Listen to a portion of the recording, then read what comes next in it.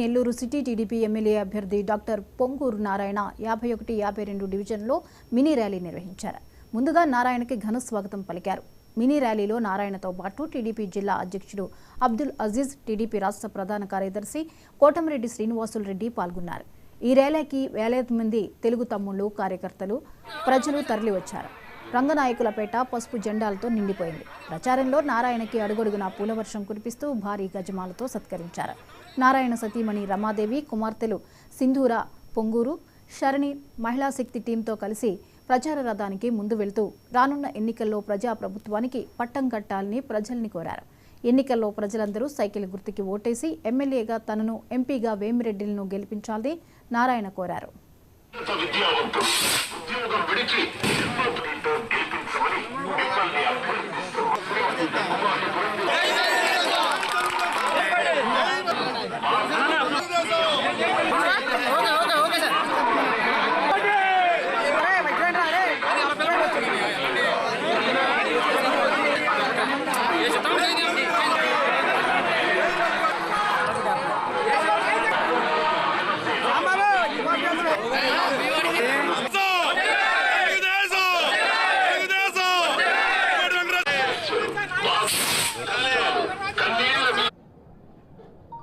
ఇక్కడ ప్రజల యొక్క స్పందన అనూహ్యం.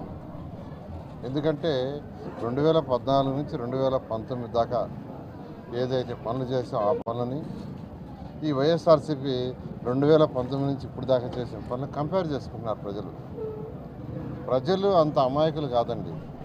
వాళ్ళనేదో మభ్యపెట్టి ఓట్లు వేయించుకొని నేను అది చేస్తాను, ఇచ్చేస్తాను, ఒక ఛాన్స్ ఇవ్వండి అని చెప్పి తీసుకొని పవర్లోకి వచ్చిన తర్వాత వాళ్ళని ప్రజలను మర్చిపోయి ఎవరిని ఎప్పుడు అరెస్ట్ చేస్తావా, ఎవరిని జైల్లో పెడతావా, ఎవరి బిల్డింగ్లు పగలగొడతావా, ఎవరి లైసెన్సులు క్యాన్సిల్ చేస్తావా, ఇది తప్పితే ప్రజా సమస్యలు, ప్రజల యొక్క బాధలు, ఆ బాధలను తీర్చడం ఎట్లా, వాళ్ళ అవసరాలు ఏంది అనే ఆలోచన ఈ ప్రభుత్వానికి లేదు.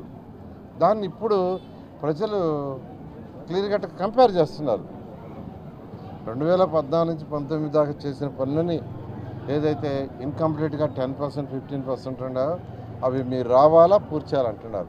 ఎక్కడికి పోయినా మీరు రావాలా, పూర్తి చేయాలా, వెయిట్ చేస్తున్నాం సార్, మే 13 కోసం వెయిట్ చేస్తున్నాం, వాళ్ళు ఓపెన్గా చెప్పేస్తున్నారు. అలా ఈ ప్రభుత్వం పూర్తిగా ప్రజా వ్యతిరేక పరిపాలన అయింది. ఇది కరెక్ట్ కాదు.